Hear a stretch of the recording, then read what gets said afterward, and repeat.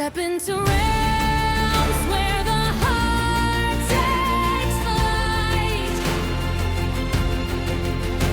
where strategy meets the edge of night. The Dungeons, Dragons, and Psychology Podcast. Prepare your mind. Now be our guest.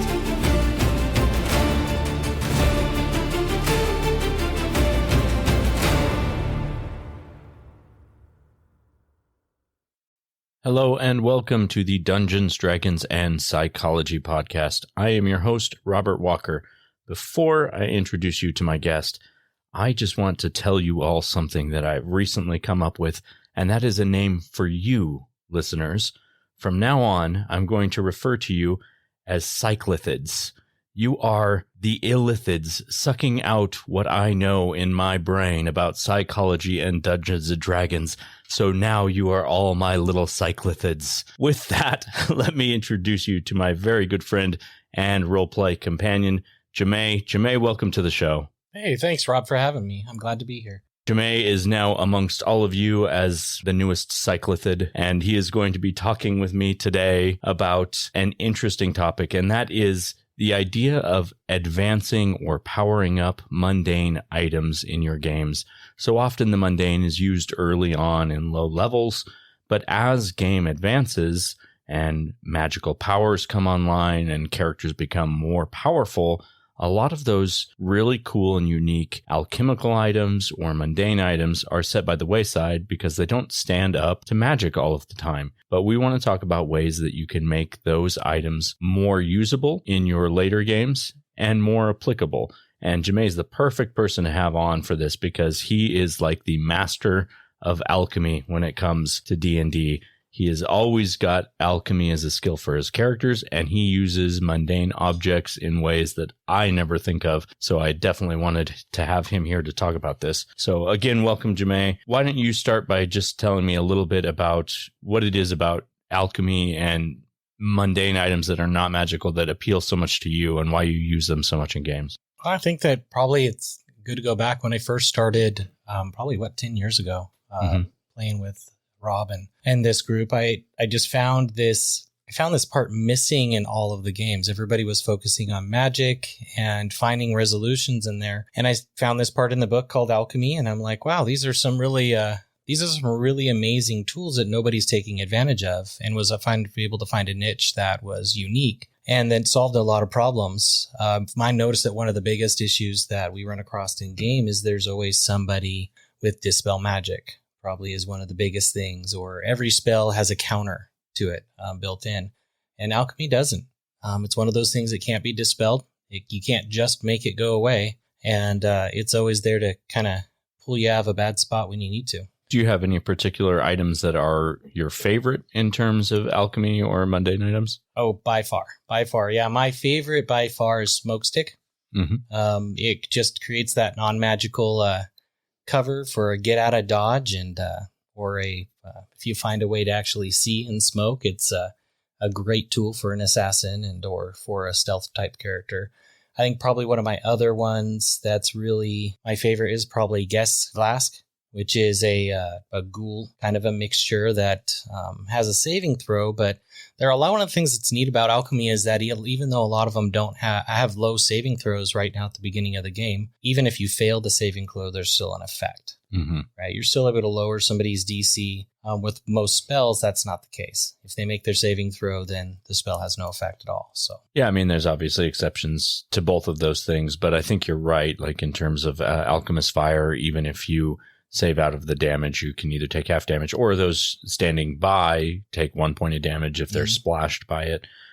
So things like that do give it an opportunity to, even in unmagical situations or places where you need to do spread damage around, they can be pretty effective that way. Really, especially at low levels, 1 point of damage to, 5 monsters can be a pretty big deal. Right. I find that alchemy is just also one of those things that I can find pretty much anywhere in game. If you think about your adventure in the game, you're always running across some sort of natural poison and creatures. You're running across lava, or you're running across all kinds of different alchemical items that are just laying around. And you can just renew your stock as you go. Heck, is something as simple as pepper on the table at the bar that you're hanging out with. Throw that in your pocket, and all of a sudden you have an alchemical item you can use to blind somebody or cause them to sneeze. Especially if you're using some of those rules like the dirty tricks and things like that. Little items like that could definitely have a powerful effect. Do you have any stories about items that you've used in games or moments where you thought you were particularly clever with the use of an alchemical item or a mundane item that maybe somebody else just hadn't thought of?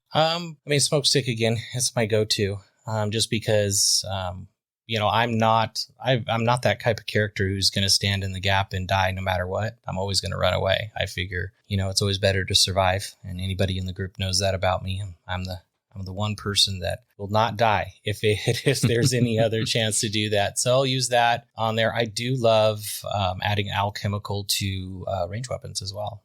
Pathfinder's made that available to us.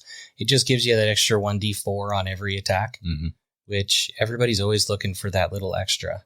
And the fact that it can't be dispelled or in an anti-magic field, it's still effective is always really good. You're talking about like weapon blanches and things like that. Yeah, weapon blanches, things like that, where you can actually, a lot of people dismiss weapon blanches because it's one application, but if you apply it to ammo, you get 50 applications out of it. I think it's 10. It's quite, but it is a significant amount more than a single swing with a sword, right? Because you can coat a whole bunch of arrows with it, and then if, say, you're dealing with some type of damage reduction that a blanch can bypass, all of a sudden you've got rounds worth of getting through the damage reduction instead of just a single swing for the same cost. And I do agree with you on that. They are far better utilized when they're on ranged weapons. So in terms of other mundane items, some of the interesting things I've seen you use are like foldable ladders or planks, crowbars, all manner of things. You're that person who's always got a backpack full of stuff from the gear section that the rest of us just went like, oh, that's not very cool. And yet moments come up in games where you're like, oh yeah, well, I've got the perfect tool to solve this problem. One of the ways that I either run or play a game is I like to always, if you're my GM or another player, you're always going to hear me asking, what does the room look like? I'm always thinking, what are the tools in the room that I can use? It's not just about my magical ability or what I can do. I want to know all the tools in the room. If there's a furnace in the room, hey, you know what? I could win the game or create a escape route by blowing that furnace with alchemist fire, or maybe some acid, throw it on there, and it may take a round or two to eat through, but all of a sudden now you have a huge explosion. Chairs, a rope. I mean, if you're looking at a bridge or anything, probably the easiest way to resolve an issue is to time your enemy going over it rather than run away and throw an alchemist fire on it. And all of a sudden you've got a whole lot of bad guys falling into a hole. So a lot of it's timing and just having, like you said, the right tool for the job.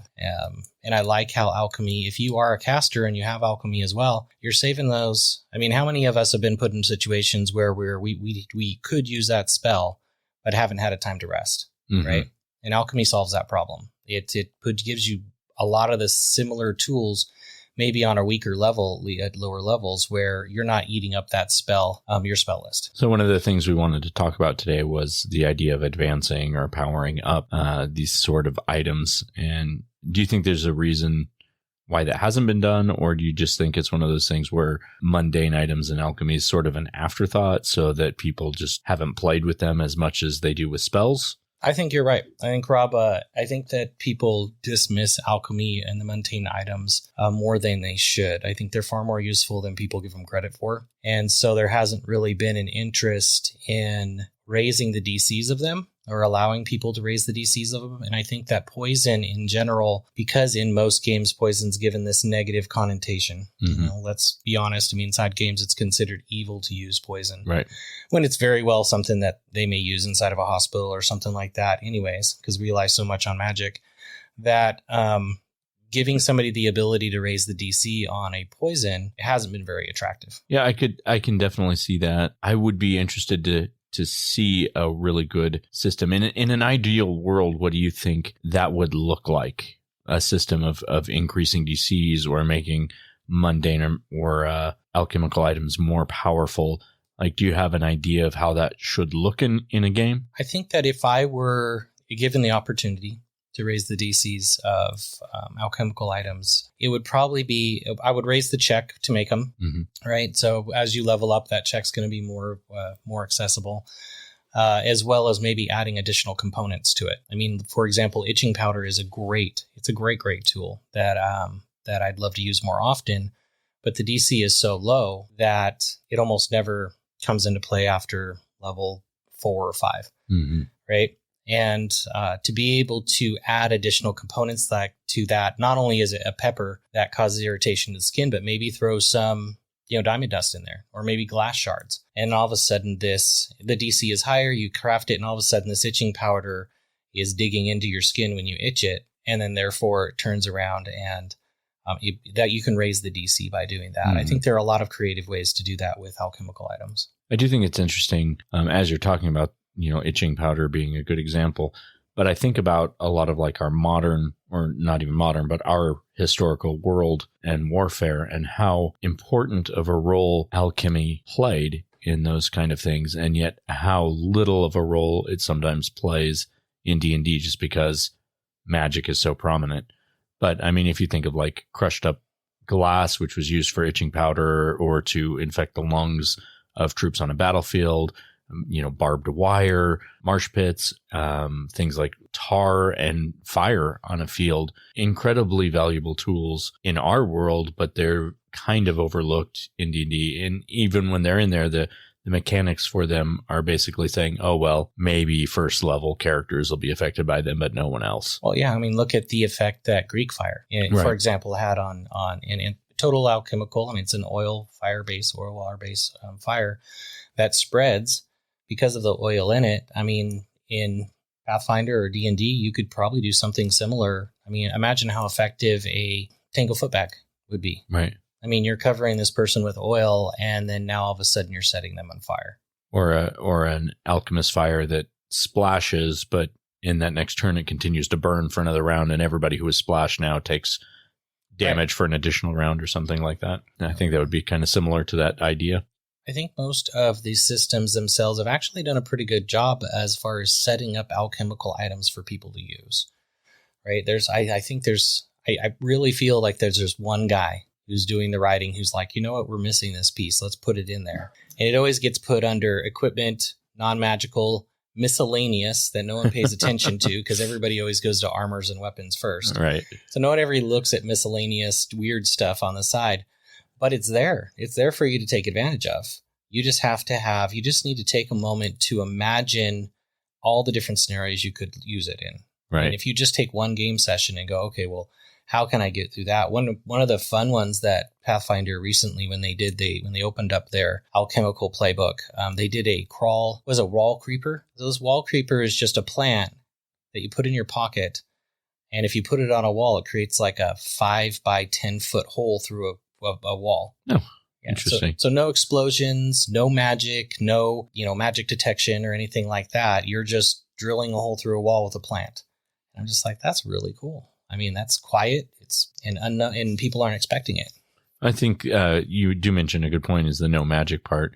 One of the best things about using alchemical items is, for the most part, they're not going to register as magical. Right. So you can have all sorts of things that you're carrying around without setting off those detect magics. And in the, worst case scenario, when you're in anti-magic zones and things like that, you still have answers to problems. Well, and if you think about it, a lot of times I'll play a stealth character, and one of the downsides of being a stealth character is a lot of the magical items that you're carrying, especially if somebody knows how to use detect magic or has that.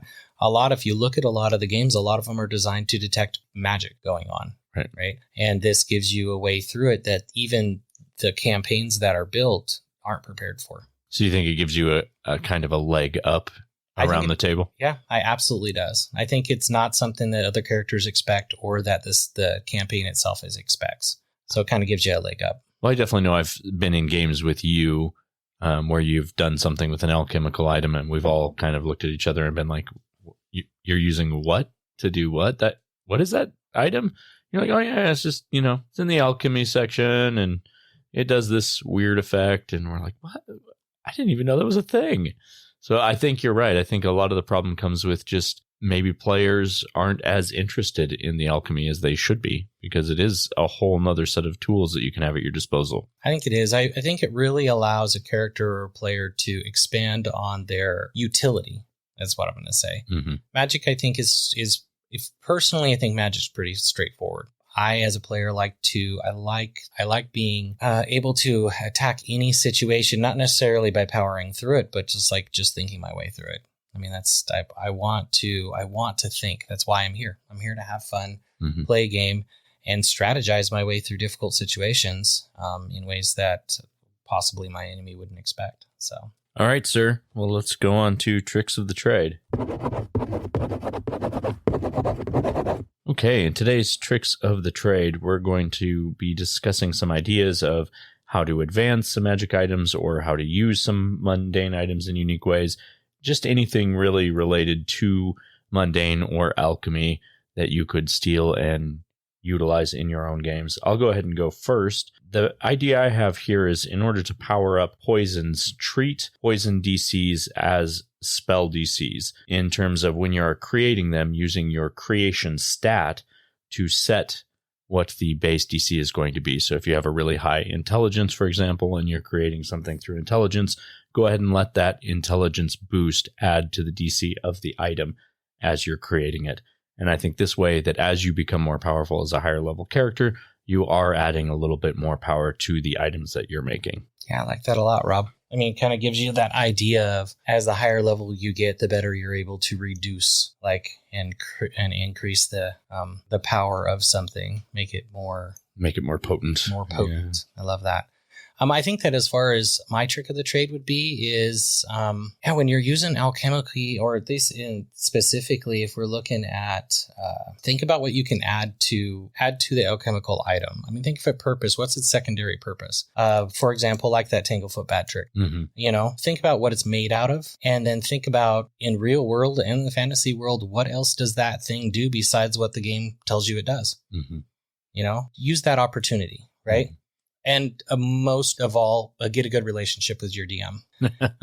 Because if you're going to be creative and you're going to start getting out of the box, you have to be able to have a DM that's willing to go there with you as well. That is true. And one of the things, like you were saying there, is, unlike spells, a lot of the tools that are listed in gear and some of those components, they don't have the same sort of restrictions. Spells, you have okay, it'll affect one creature. It'll do this one thing. Here is the effect that we'll have on the gameplay. Whereas a lot of the tools and gear items are really only limited by your imagination. How can you explain how you're using them to the DM? Which is, to your point, I think there's just a lot more that you can do with a creative mind and an item that isn't restricted by, here's exactly how it works. Right. I mean, one of the things that I can think of right off the bat is the spell Hold Portal, right? Mm-hmm. Primarily, it's just to keep a door shut. But right. You could do the same thing with alchemical glue as a DC 20 to 25 strength check. That's huge. Yeah, it really is. And you can use it for a door. You can glue somebody's pants to a chair. I mean, there's a whole lot of different things you could do. You could glue two things together and make your own, make your own items. So there's just a lot more you can do with alchemical, because it just gives you the item and tells you what it does. It doesn't give you any direction at all. Well, and to that point, and to that specific example, you can also force characters to overcome it with strength checks, as opposed to using Hold Portal.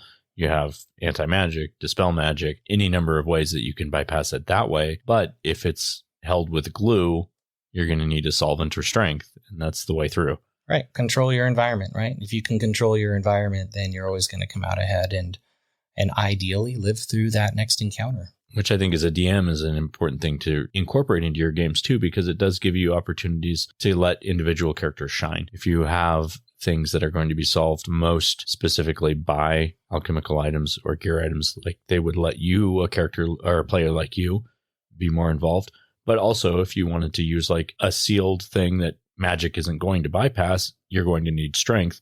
It gives definitely an opportunity for your strong character to take the center stage. Right. And it's super frustrating for those people who rely on spells all the time. which you don't mind doing, frustrating the magic users. Oh, not at all. Not at all. I love doing that. It's So it's just, imagine you're trying to get something like a bottle or something open, and you got a lockpick doesn't work. You've got a magic knock doesn't work. Nothing works because an alchemical item was the thing that was sealing it shut. That is interesting. I did have one more idea that just came up to me while we were chatting, and that is as a DM, you could offer more items that function similar to magic so that you aren't creating the same disparity between magic and items. So like you have your smoke stick, for example, would be a good one, but also any of those like lower level spells that would create magical effects. Let your alchemist create mundane things that can do similar things, like create smoke, create light. Like you could definitely create a fluorescent sort of vial that you could shake and it would act as though you would cast light on an object, for example. Yeah, absolutely. And that's something that once you start using alchemical items, you start to think of all the different ways to use them. And you want your DM to be willing to allow you to be creative. Because isn't that the whole point? Definitely. In gaming is to be creative and to have some fun. So, I mean, the most important thing is for everybody to have a good time. Absolutely. Okay. Thank you so much for joining me today, Jamae. I appreciate it. I'm glad I finally got you on my show. Is there anything else you want to share before we go? You know what? I think we covered most everything. I mean, you're a wonderful host, and I've been dying to get on here. I just, running a busy life and, kids and family and all that jazz. So it's, yes, sir. That's how things go. And all the role playing we try to squeeze in there as well. Role play we try to squeeze in every hour here and there we can. Awesome. There. But yeah, it's good. I would just encourage everybody to kind of check out Alchemy. And I think you'd be surprised on what kind of a new niche it can bring to the game. You may be that one guy who starts it like I was with our group and no one else has thought of it. And you can really carve yourself a place in your gaming group. Awesome. Well, thank you for listening, psyclithids. It was wonderful of you to join us. And before we go, I just want to remind you to leave this show a rating on Apple Podcasts or Spotify. Also, check out my book, Session Zero, the DMG to writing great campaigns in any system. You can find that on Amazon. There's also a link in the show notes. And feel free to send me an email if you have any suggestions, comments, or ideas for future shows. The address is all one word, dungeonsdragonspsychology@gmail.com. Thank you again, and we'll see you next session.